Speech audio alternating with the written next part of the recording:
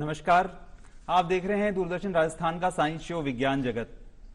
इस कार्यक्रम में हमारी कोशिश रहती है कि साइंस की दुनिया की लेटेस्ट जानकारी आप लोगों तक पहुंचाएं, और इसी क्रम में आज हम बात करेंगे आर्टिफिशियल इंटेलिजेंस की।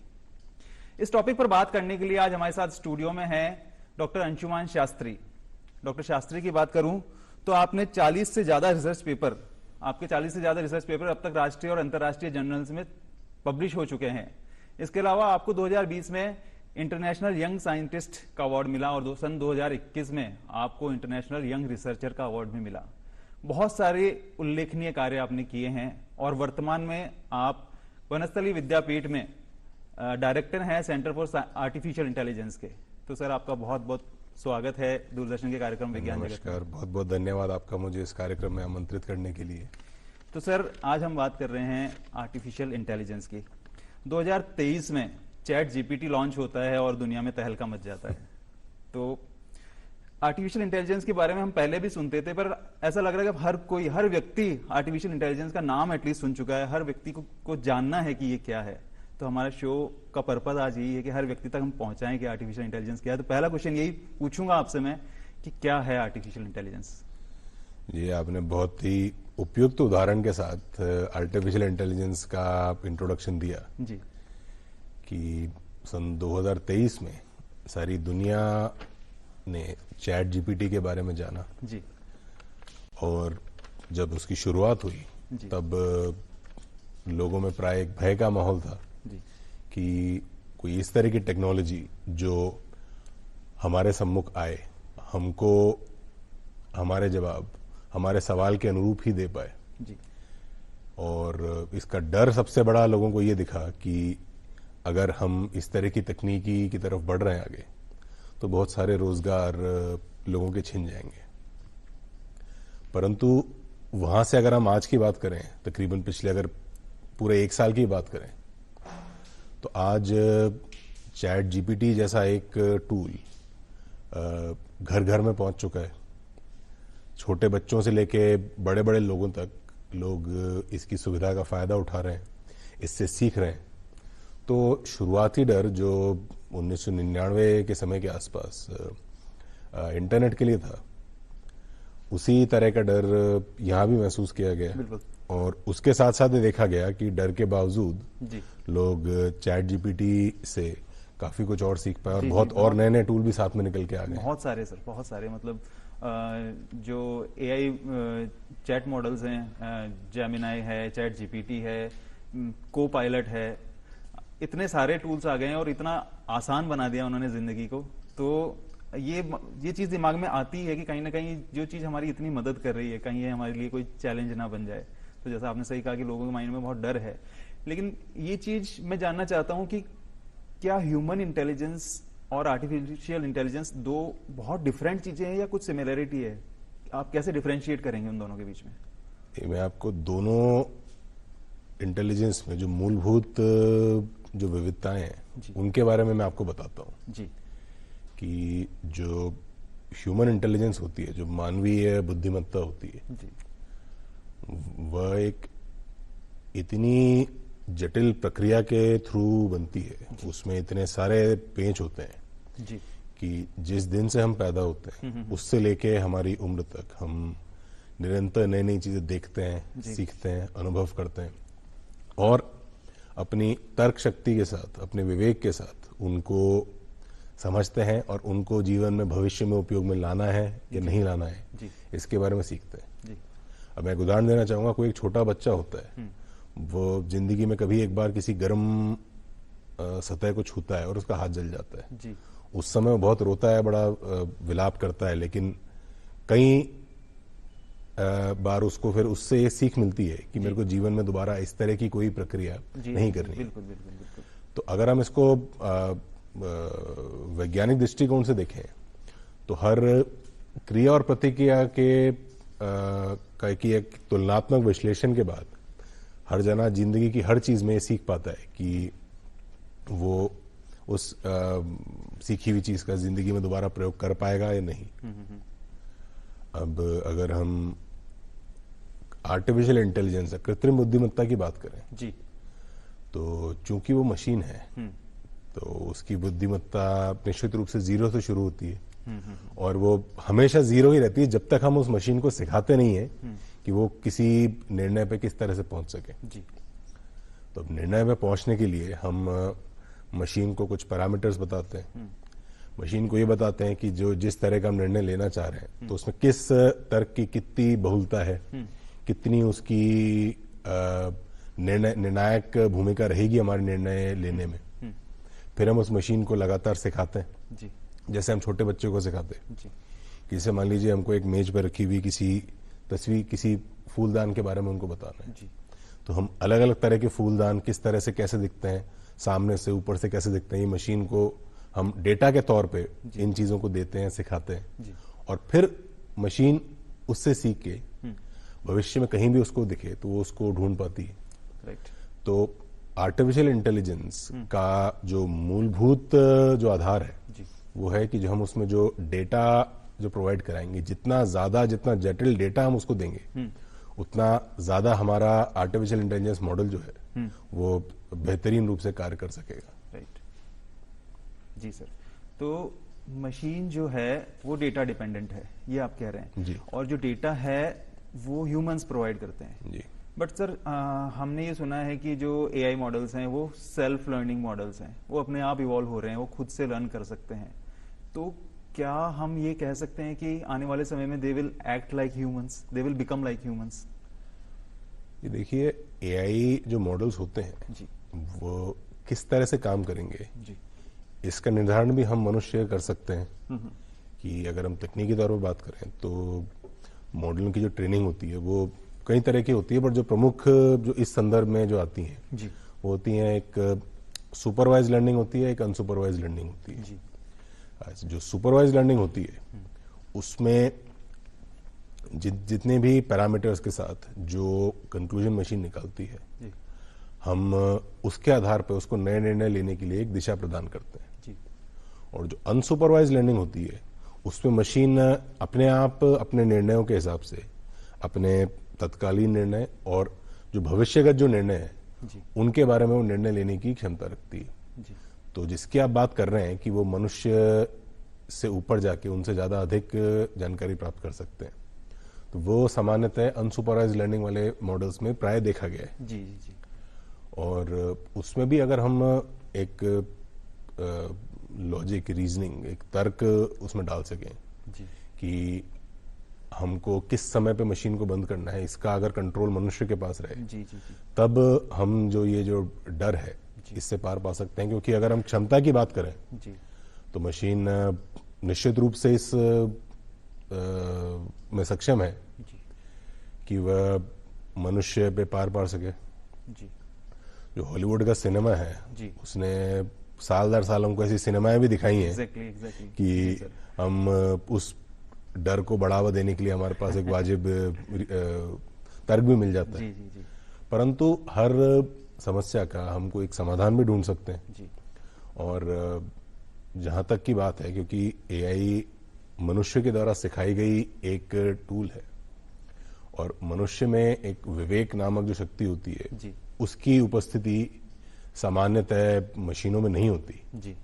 तो हम ऐसी परिस्थितियों में जो तर्क शक्ति होती है और विवेक शक्ति जो है, इनका एक समायोजन करके दुनिया भर के वैज्ञानिक आजकल इस दृष्टि में भी काम कर रहे हैं जी। कि कैसे विवेक शक्ति का भी इसमें समायोजन करके हम ऐसे मॉडल बना सकें जो लगभग नहीं, पूर्ण रूप से मनुष्यों की तरह सीख सके।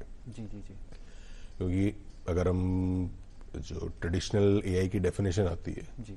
उस पर भी हम देखें कि it is the ability of a machine to mimic a human mind. तो हम सिर्फ मिमिक करने का प्रयास करते हैं, हम रिप्लेस करने की बात करते भी नहीं है। जी। जी। जी। तो जहां रिप्लेसमेंट की बात आएगी वहां पे चुनौती हमारे सामने निकल के आती है। जी। पर अगर हम मनुष्य की गुणवत्ता को अगर बढ़ा के उस नॉलेज का, उस किसी मॉडल की सीखी हुई चीजों का फायदा ले सके, तो ये भविष्य में जाके हमारे जीवन के हर पहलू को आमूल रूप से परिवर्तित कर सकता है। जी। और उसका हमको फायदा भी हो सकता है। जी। जी। जी। ठीक है। अच्छा सर, अभी आपने जैसे बताया कि मशीन है जो कुछ सीख रही है, इसको हम आर्टिफिशियल इंटेलिजेंस जी। है। मशीन लर्निंग एक टर्म है जो हमें कई बार जी। सुनाई देती है, तो मशीन लर्निंग और आर्टिफिशियल इंटेलिजेंस कैसे कनेक्टेड है? ये मशीन लर्निंग जो है जी। वो आर्टिफिशियल इंटेलिजेंस की, जिसे हम कहते हैं कि एक उसकी रीढ़ की हड्डी के तौर पे मशीन लर्निंग को देखा जा सकता है। जी। तो मशीन लर्निंग का मूलभूत सिद्धांत मैंने आपको भी पहले ही बता दिया था कि जो सुपरवाइज लर्निंग और अनसुपरवाइज लर्निंग है, ये मशीन लर्निंग के ही एक मूलभूत आधारों में आता है। जी। अब मशीन लर्निंग का सबसे ज्यादा फायदा हमको ये होता है क्योंकि मशीन को हमको अलग अलग चीजों के लिए हमको उसको ट्रेन करना होता है। जी। जैसे हम प्राय देखते हैं आजकल की, अगर हम फोटोज की बात करें तो कुछ टूल्स आते हैं कि जो हमारे एनवायरनमेंट में जितनी भी मशीन्स हैं, जो भी उसमें ऑब्जेक्ट्स हैं, उनको डिटेक्ट कर लेता है। जी। हम किसी की आवाज अगर उसमें फीड करें तो वो आवाज डिटेक्ट करके जी। आप किसी गीत में किसी व्यक्ति की आवाज उसमें डाल सकते हैं। जी। जी। जी। जी। जी। साथ के साथ हम दुनिया के जितने भी जैसे पर्यावरण से संबंधी हों या कृषि संबंधी हों, स्वास्थ्य संबंधी हों, जी। जो भी हमारी शरीर की जितनी भी जो पैरामीटर्स हैं, उनका डेटा हम अगर लगातार एक मॉडल में डालते रहें तो मॉडल हमारी पारिवारिक हिस्ट्री को देख के, जी। हमारी हेल्थ कंडीशन को देख के जी। हमारे बारे में बता सकता है कि हमको आगे जाके किस तरह की समस्याएं उत्पन्न हो सकती हैं, जी, जी। ताकि हम उनका समाधान ढूंढ सकें। खासतौर पर कैंसर जैसी बीमारी जो बहुत तकलीफदायक होती जी। है, जी। उस तरह की बीमारियों के समाधान में हमारी बहुत मदद कर सकता है। जी। सर 2023 जैसे अभी हमने बात करी कि चैट जीपीटी लॉन्च हुआ और एक बज़वर्ड बन गया आर्टिफिशियल इंटेलिजेंस दुनिया में, तो हम क्या ये कह सकते हैं कि ये आर्टिफिशियल इंटेलिजेंस के युग की शुरुआत हुई है 2023 से? अब जो युग है वो आर्टिफिशियल इंटेलिजेंस का, या आर्टिफिशियल इंटेलिजेंस पहले से ही है, अब ज़्यादा बात हो रही है इसके बारे में? कैसे आप इसको समझाएंगे? कि मैं इससे जो आम जनता में जो विश्वास है कि आर्टिफिशियल इंटेलिजेंस युग की शुरुआत हो रही है, जी। मैं इससे थोड़ा सा इत्तेफाक रखना चाहूँगा जी। कि आज के समय में आर्टिफिशियल इंटेलिजेंस की शुरुआत नहीं हो रही है, क्योंकि ये जो इसका जो विचार है, इसके जो मूलभूत सिद्धांत है, जी। ये सब तो कई सालों से हमारे पास पहले से थे। जी। पर आज के युग में हम ये जरूर कह सकते हैं कि आर्टिफिशियल इंटेलिजेंस जी। के बखूबी और संपूर्ण उपयोग की शुरुआत जी। आज हमारे सामने हो चुकी है और हम अलग अलग टूल्स को काम में ले रहे हैं। जी। जैसे हम देखते हैं कि चैट जीपीटी है, वो एक तरह का टूल है। जी। उस तरह बार्ड, जेमिनी, और हम देखें तो मिड जर्नी की बात करें तो हम एक प्रॉम्प्ट देके, एक कमांड देके जी। हम किसी एक पर्टिकुलर टाइप का एक चित्र उसमें तैयार कर सकते हैं, कुछ जी। ग्राफिक्स तैयार कर सकते हम हैं। जैसे मीडिया हाउसेस के लिए तो ये एक तरह का बहुत बड़ा वरदान है कि हम ऐसी इमेजेस भी जनरेट कर सकते हैं जो एग्जिस्ट ही नहीं करती। बिल्कुल, अब एग्जिस्ट नहीं करती वैसी में जनरेट कर सकते हैं। आपका जो क्रिएटिव क्रिएशन जो होता है, जी। वो काम आप कर सकते हैं। और मैं आपको एक नए टूल के बारे में बताता हूँ जी। कि ओपन एआई जिन्होंने चैट जीपीटी बनाया है, वो एक नया टूल लेके आ रहे हैं, सोरा एआई करके। जी। जी। जी। और सोरा एआई जो है वो आपको सिर्फ इमेजेस ही नहीं, आपको वीडियो क्लिप्स भी जनरेट करके दे देगा साथ में। तो आपके पास इतनी सुविधा हो जाएगी कि आप किसी एक निश्चित तरह की वीडियो क्लिप जनरेट कर सकते हैं। इन्फोग्राफिक्स जनरेशन के लिए जो डिजिटल क्रिएटर एंड एनिमेटर हैं, हम वो तैयार कर सकते हैं। जी। जी। हम एनिमेटेड मूवीज बना सकते हैं उनसे। बिल्कुल। तो जो संभावना है वो अनेक अनेक है हर बिंदु के साथ। जी। जी। जी। जी। तो सर आपने बताया कि किस तरह से एक साल में इतनी चीज़ें नई नई टूल्स आ गए और नई नई चीज़ें लोगों को देखने को मिल रही है।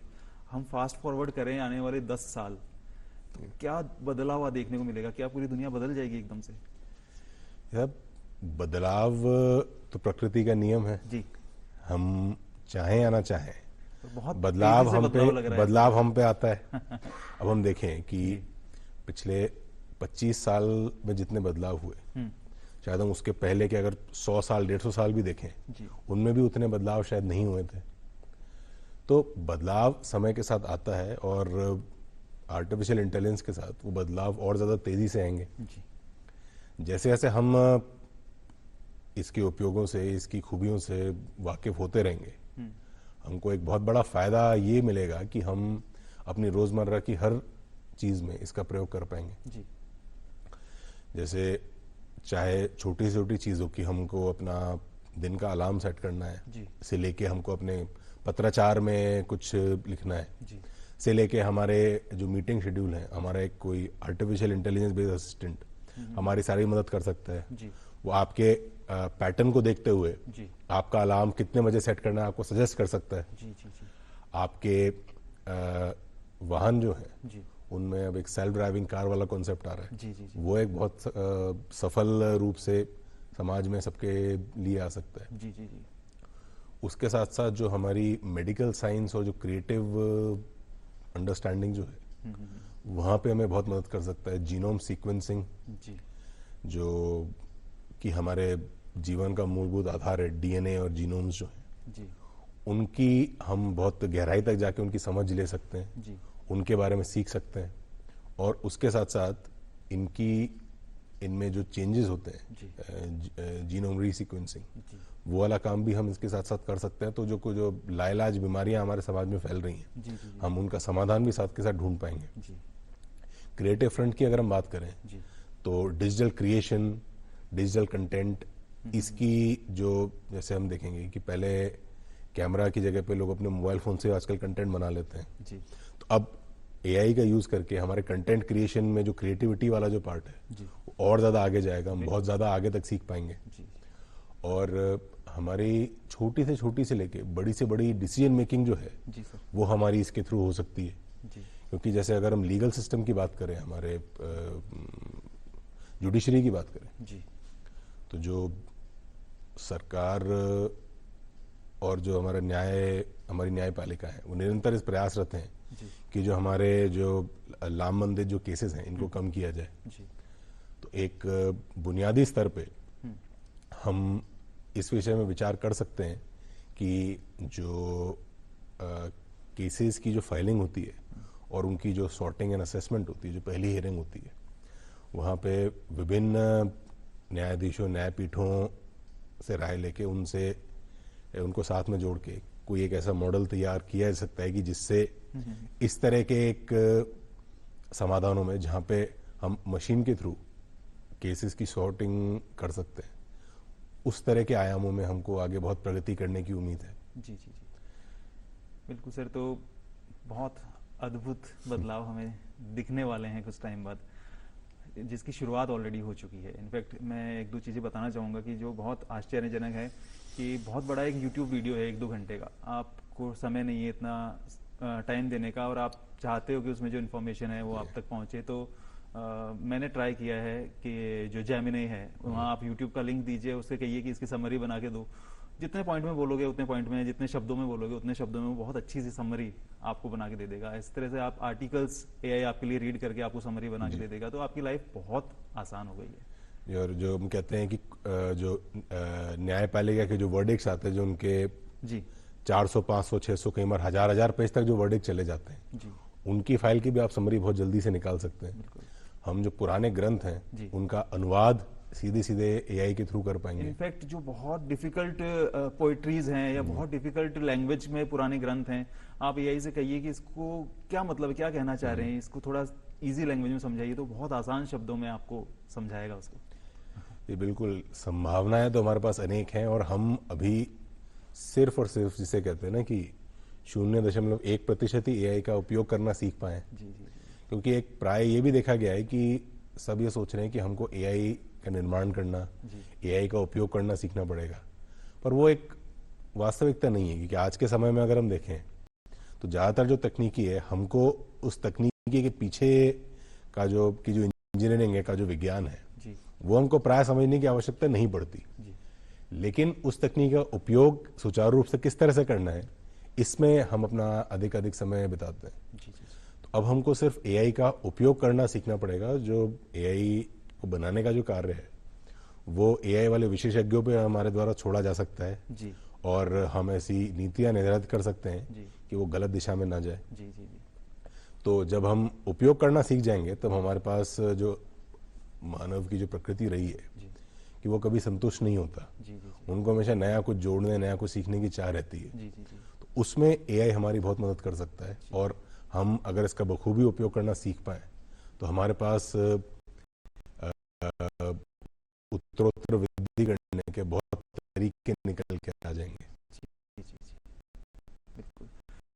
अच्छा सर, आप एक महिला विश्वविद्यालय से जुड़े हुए हैं,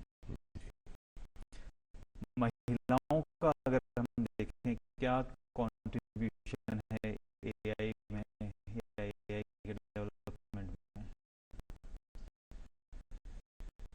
ये महिलाओं की अगर हम बात कर रहे हैं तो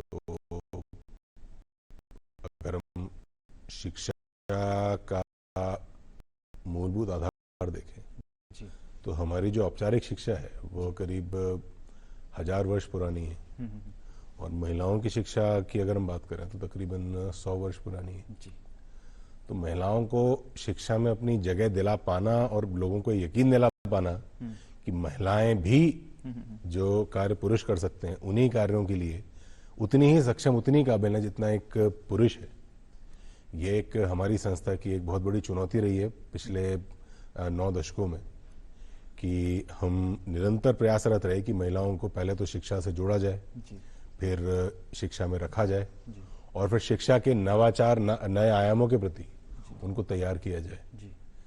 तो अब जब हम तकनीकी की बात करते हैं, चाहे वो हम रोबोटिक्स की बात करें, चाहे हम एआई की बात करें, तो महिलाओं को जब हमने इनसे रूबरू कराया, इनके बारे में सिखाया, जी। तो उनके जो इनहेरेंट जो कौतूहल जिसकी हम बात करते हैं, जी। तो उनका आंतरिक कौतूहल ही उनको इस दिशा में ले जाता है कि हम इसमें आगे कुछ सीखें, जी। आगे कुछ करें, और ज़्यादा इसमें आगे बढ़ें। अब हमारे संस्थान में महिलाएं आजकल रोबोट भी चलाती हैं, जी। ड्रोन भी उड़ाती हैं, जी। जी। मशीन लर्निंग मॉडल्स को सुपर कंप्यूटर पर ट्रेन भी करती हैं। जी। जी। उसके साथ साथ जो हमारे जो पुराने कोर्सेज चले भी आ रहे हैं, वो घुड़सवारी करती हैं, वो हवाई जहाज उड़ाना भी सीखती हैं, जी। जी। वो अन्य जो खेल कूद संबंधी कौशल हैं वो भी सीखती तो हैं। बिल्कुल आदमी के साथ कंधे से कंधा मिला के हर क्षेत्र में महिलाएं ऑलरेडी चल रही हैं। और अब ये तो बहुत पुराने जमाने की बात हुई कि महिलाएं कहीं से भी किसी भी तरह से एक पुरुष के मुकाबले पीछे हैं। महिलाएं पुरुष के बराबर है या कई जगहों पे महिलाएं पुरुषों से आगे हैं ऑलरेडी। बिल्कुल है, और आगे उनको होना भी चाहिए, और जितनी ज़्यादा से ज़्यादा महिलाएं आगे आएँ जी। उतना हमारे समाज के लिए और समाज की उत्तरोत्तर वृद्धि के लिए आवश्यक होगा। तो सर, अब वापस लौटते हुए अपने एआई वाले टॉपिक पे, कि एआई के सामने, एआई के डेवलपमेंट के सामने क्या चैलेंजेस है? जो एआई का विकास जिस तरह से इवॉल्व होगा एआई, क्या कोई चैलेंजेस हैं जो अवरोध हैं जिनको हमें दूर करना है? एआई का डेवलपमेंट जो आज से अगर हम आगे की बात करते हैं, जी। कि आगे के समय में जो हम डेवलपमेंट करना चाह रहे हैं, जो हम विचार रखते हैं एआई के लिए, जी। कि एआई को गलत हाथों में पड़ने से रोकना एक हमारी बहुत बड़ी एक नैतिक जिम्मेदारी रहेगी, कि हम निजी स्तर पे भी और एक वैश्विक स्तर पे भी एआई से सबको बचा सकें। क्योंकि अगर हम एआई के दुष्परिणामों, दुष्प्रभावों की बात करें, तो हमारा जो डिजिटल डेटा होता है जी। ये किसी न किसी स्तर पे जी। कोई उसका उपयोग करके हमारे खिलाफ उसको काम में ले सकता है। जी। उसके साथ साथ जब हम मेडिकल साइंस की बात करें, तो एक अगर हम गलत मॉडल बना दें तो किसी की जिंदगी और मौत का सवाल उत्पन्न हो सकता है। इसमें लूप होल होने की संभावना लूप होल होने की संभावना होती है, और मॉडल में है और हमारे पास मेडिकल साइंस में नहीं होती। तो अपने पास स्कोप ही नहीं है कि उसमें लूप होल छोड़ दिया जाए जिससे किसी की लाइफ रिलेटेड है। कि आज मेडिकल साइंस ने बिना एआई के उपयोग के जितनी तरक्की करी है, वहां भी हमारे पास 100% कोई भी पैमाना नहीं है कि हम कह सकें कि हम किसी बीमारी का जड़ से इलाज ढूंढ ही सकते हैं। जी। जी। जी। कुछ ना कुछ हमारे पास उस बीमारी के अवशेष कहीं ना कहीं रह जाते हैं। बिल्कुल बिल्कुल। तो हमारे पास एक चुनौती है कि हम आगे जो एआई के मॉडल डेवलप करें, वो ऐसी नीतियों, ऐसी पॉलिसी, ऐसे लॉजिक्स के साथ करें जी। कि उसके दुष्परिणामों को हम कंट्रोल कर सकें और मनुष्य की पकड़ एआई पे हमेशा बनी रहे। जी। और क्योंकि एक खबर आपने पढ़ी होगी कि फेसबुक ने अपना एक एआई मॉडल लॉन्च किया था जी। और उन्होंने पाया था कि उनके 2 मॉडल हैं, वो आपस में अपनी एक नई इजाद की भी भाषा में एक दूसरे से कम्युनिकेट कर रहे थे। जी। जी। जी। तो इस तरह की परिस्थितियों से बचने के लिए हमको लगातार ये देखना पड़ेगा कि जो मॉडल है, जो एआई की तकनीकी है, उनमें हम इस तरह की लॉजिक, रीजनिंग डालें कि वो हमेशा मनुष्य के एक सपोर्टिंग टूल की तरह काम करें। मनुष्य के ऊपर राज करने की मानसिकता है, उस तरह के विचार वो न ला सकें। जी जी। तो ये बड़ा इम्पोर्टेंट है कि एआई जो है हमेशा ह्यूमन के कंट्रोल में रहे। इसके लिए मतलब ये हमारे लिए एक चैलेंज भी है, और ये सबसे इम्पोर्टेंट चीज़ है एआई के वर्ड में हमें ध्यान रखनी है आज ह्यूमंस को, कि AI should be in control of humans. AI should never control humans. Control humans. जी। तो ये हमें ये हमारा चैलेंज भी है और हमें ध्यान रखना है। अच्छा सर, 2 क्वेश्चन लूंगा, बहुत शॉर्ट में आप आंसर दीजिए क्योंकि हमारे पास वक्त की कमी है। पहला कि जो सबसे बड़ा मुद्दा है अभी दुनिया में, क्लाइमेट चेंज, उसमें एआई क्या भूमिका निभा सकता है, उससे लड़ने में एआई क्या भूमिका निभा सकता है? जी, जो क्लाइमेट चेंज जो है जी आजकल के समय में बहुत बड़ी चुनौती है। जी हम अपने क्षेत्रीय स्तर पर भी देखें या वैश्विक स्तर पर भी देखें तो खराब मौसम की जो बारंबारता है वो बढ़ी है। जी जो हमारे पर्यावरण को नुकसान पहुंचाने वाली चीजें हैं, जी ओलावृष्टि है, तूफान है, सूखा है, इनकी बारंबारता बढ़ी है। जी।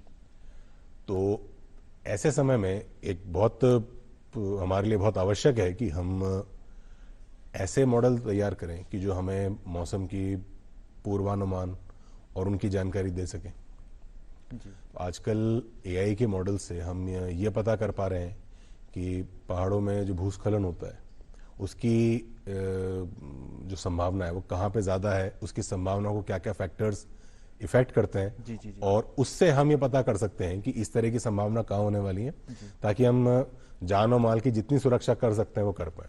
जी जी जी क्षेत्र में सुनामी के लिए भी हम इस तरह की चीज़ें कर सकते हैं। जी जी जी। और जो बारिश भी है जी। उसके लिए भी हम बहुत सारा डेटा आजकल इस तरह का ले पा रहे हैं कि हमारे पास बारिश के पूर्वानुमान की जो अनुपात, जो स्थिति जो है वो और ज्यादा सुधर सके। जी, तो अर्ली वार्निंग और फोरकास्ट बहुत ज्यादा एक बहुत improve कर जरूरी दिया है। मॉडल हो चुके जी हैं। जी जी। बस लास्ट में सर बहुत शॉर्ट में बताइए कि अगर किसी को एआई में अपना करियर बनाना है तो क्या अपॉर्चुनिटीज है, क्या ऑप्शंस है उसके पास, बहुत क्रिस्प में सर? एआई में अगर किसी को अपना करियर बनाना है तो सबसे पहले तो उनको एआई से फेमिलियर होना पड़ेगा। जी। तो मैं चाहूंगा कि जितने लोग भी एआई का ज्यादा से ज्यादा उपयोग करें और उसको अपने कौतूहल के साथ सीखने की कोशिश करें, उससे आपको बहुत ज्यादा फायदा मिलेगा। साथ के साथ data analyst, data scientist, predictive modellers, आप जो एआई का जो आधारभूत जो हिस्सा है वो बना सकें, आप लैंग्वेज प्रोसेसिंग में जो अनुवाद कर सकें, आप रोबोटिक्स में रोबोट्स को और एफिशिएंट बना सकें, ड्रोन्स को और एफिशिएंट बना सकें, आप ऑगमेंटेड रियलिटी, वर्चुअल रियलिटी को क्रिएट कर सकें। इस तरह के जो क्षेत्र हैं इनमें सबको रोजगार के सृजन और विकास में अपने आप को सबको बहुत मदद मिलेगी। जी जी जी। तो ठीक है सर, इसके साथ ही हम आपसे इजाज़त लेंगे क्योंकि हमारे पास वक्त की कमी है। ये बहुत अनएंडिंग टॉपिक है और इसके ऊपर कितनी भी चर्चा की जा सकती है, बहुत सारी चीज़ें हैं जिस पे बात की जा सकती है, लेकिन फिर भी हम उम्मीद करते हैं कि हमने दर्शकों के साथ न्याय किया होगा और इन्हें बहुत अच्छी जानकारी मिली होगी आज के डिस्कशन से। तो सर आप आए हमारे शो में, आपका बहुत बहुत धन्यवाद। बहुत बहुत धन्यवाद मुझे इस कार्यक्रम में आमंत्रित करने के लिए। और मेरी आशा है कि जो भी आपके जो दर्शकगण हैं उन्होंने आज इससे काफ़ी कुछ सीखा होगा। और मेरी एक गुजारिश रहेगी आपके दर्शकगणों से कि एआई के जितनी टूल्स के बारे में आप जान सकें उनके बारे में आप जानें और ज़्यादा से ज़्यादा टूल्स को कौतूहल के साथ उपयोग करने का प्रयास करें और उनको सीखें। तो इस मैसेज के साथ आपसे विदा लेते हैं कार्यक्रम विज्ञान जगत में। देखते रहिए डीडी राजस्थान।